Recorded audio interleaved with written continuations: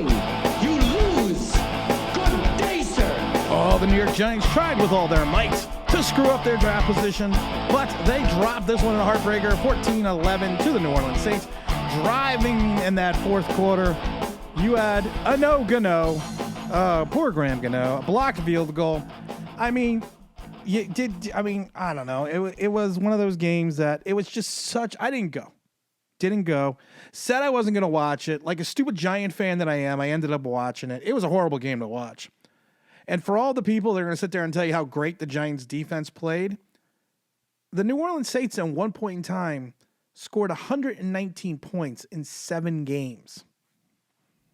Okay, they scored 119 points in 7 games. It's not like they have this offensive juggernaut. I mean, so I can't credit the Giant defense with much because you had a team that was averaging less than 17 points a game. And what do? They get 14. Derek Carr goes out trying to get that first down, which was kind of a crazy play. Trying to get that first down, we didn't really dive for that. The Saints now go to 5-8. They're still. It's weird enough they're still in the playoff hunt. The New York Giants. You're going to sit there. People are going to say this was a valiant effort. It was a terrible game to watch. Giants had 12 penalties. This is a team that people tell me at times they don't have offensive talent, but they have. I forget how many plays. They now have 26 drives of 10 plays of more this season, which leads the NFL. It's just that old story. We can't put it in the end zone. You drive for show, you putt for dough. Drew Lock, who had a weird game, he was 21 for 49, 227, very Daniel Jones-esque. Really couldn't get anything going on the running game. Saints couldn't get anything going on the running game as well against a depleted Giant line. But, Giants still rushed for 112 yards, 4.9, but most of those came on 59 on 5 carries for Drew Lock. Tyrone Tracy, 16 carries, 45 yards for only 2.8 and the touchdown. No fumbles today, so I think that's 2 weeks in a row for the no fumble Tyrone Tracy. They're a bad team, the Giants. 12 penalties. Shot themselves in the foot. That bad penalty on the field goal, the personal foul, the penalty on the punt return. Yeah, I mean, you could say whatever you want. That was a penalty. It was the right call. You could say it was a ticky-tack foul, but it's still the right call. The Giants, I laugh because at the beginning of the season, I had this game penciled in as one of the Giant wins. Because I was saying that the Giants are a 5-win team. They're a 2-win team. Looks like they're going to stay a 2-win team. Probably for a little while now. You got to feel bad for Graham Gano. Graham Gano had the injuries coming back, and then he gets this field goal blocked. You figured you were going into overtime. You figured the Giants were going to screw it up. You had fans you could see here on the TV booing that the Giants were driving. That's our fan base. I jokingly say that the Giants should lose every game. Actually, I said I hope the Giants won every game after Daniel Jones left. But I'm not going to root for them to lose. And I jokingly said in the video that they almost screwed it up. You're going to draft where you're going to draft. The cards are going to fall where they may. This is like the 22 draft. There's outside of, like I said, outside of Sanders and Ward, there's really no quarterbacks to be enamored with. This is taking Kenny. I mean, after that, it's like taking Kenny Pickett with like the 23rd. And we all know what my feeling was about Kenny Pickett. I mean, this Giant team has really gone the wrong direction fundamentally. Their tackling was much better today. But since that 7-2 start, since Shane Bowen came along, maybe Wink taught these guys something while he was here, but the tackling has just kind of gone downhill. And the ability to basically not screw up. We screw up a lot. We do a lot of stupid shit. We are not a well-disciplined team. And I think it's interesting that Trey Hawkins got hurt by doing a shoulder tackle. The second Saints drive that was extended was Drew Phillips allowing extra yards because he threw a shoulder tackle and missed. It's the same thing over and over again. This is not a well-coached, well-disciplined team. I'm not sure at any juncture you could sit there and say you need to bring these guys back. You need to bring Shane and Dable back. The play of this team has gone downhill. You're exponentially. You're supposed to get better as the years of your regime goes along. You went from 7. We've said this before. You went from starting 7-2. And in the same season, you finished 2-5-1, then going 6-11, and you may be a 2-15 team. How the hell are you having all these draft picks? How the hell are you having all this time for free agency? And you're getting worse. And they flew the banner over the stadium today. Some fan basically saying, "Mara, fix this fucking dumpster fire." Because I don't want to be there. I didn't show up because I didn't want to go. I sold my tickets for $1, and I think I paid the guy too much to take them. Because this is just a horrible product to watch. And we still got more of this mess. We still got 4 games left of this garbage. We are 0-7 at home. If we finish that, this will be the second time in league and team history that we finished with no wins at home. We're 0-5 in the division.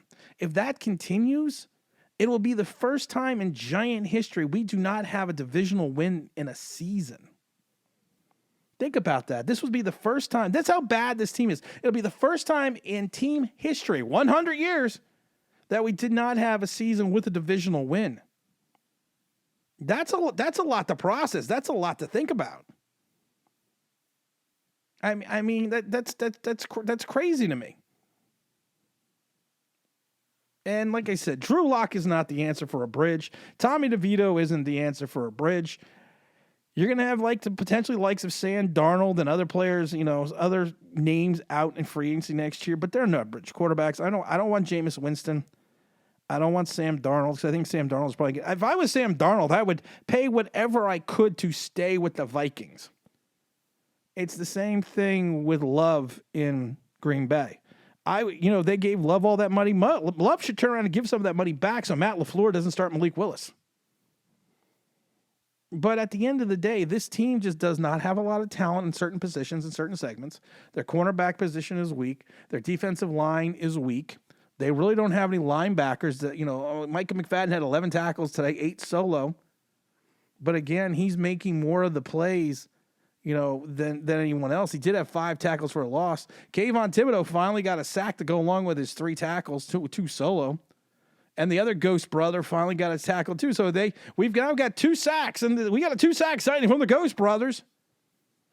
You made a trade where you gave up a 2 and a 5 and swapped a 5 to Carolina for a guy that you didn't need and give him $120 million. And I still love the people that are talking, we got like $60 million in cap space next year because you don't have a fucking quarterback on the roster. You're going to have $80 million next year, but you don't have a quarterback on the roster. And we are going to sit there, and we went through that on the live stream today. We're going to sit there and we are going to debate how much Joe Shane, how we should control this team. And I keep looking at this over and over again and saying, why would you even give Joe Shane the opportunity to do it? Because his drafts have been horrid. And when someone has one good game, there's a giant explosion on Twitter and content creators that they've had such a great game. Well, one great game does not make a career. People will be much happier in their life if they fucking figure that out. It's distressing at times. You have so many things that you need to fix on this team that you kind of look at it and say, okay, what do we need to do? And we can't sit there all day today and figure out what we need to do because you just dropped another heartbreaker at home. I mean, that just makes you cringe that you dropped another heartbreaker at home. And like I said, I did think we were going to beat the Saints, at the beginning of the season, but we are, like I said, we're just not a good team. That's it. I mean, that's all it is. We're not a good team. It's not like it's a hidden secret, but it just kind of reached this point where we have to start looking at this. And I love it. I love the Giants headlines. Giants fall short to the Saints. You would think that this was such an awesome game to watch. It really wasn't. Watching it at home was a lot better than driving 2.5 hours out to that dump known as MetLife and watching this garbage, watching this shit show. Because MetLife, I'm gonna tell you, I sell it up. I used to think that the Meadowlands was a dump, but MetLife is so much of a dump, it's not even funny. And the Giants are never gonna win until we kick the Jets out.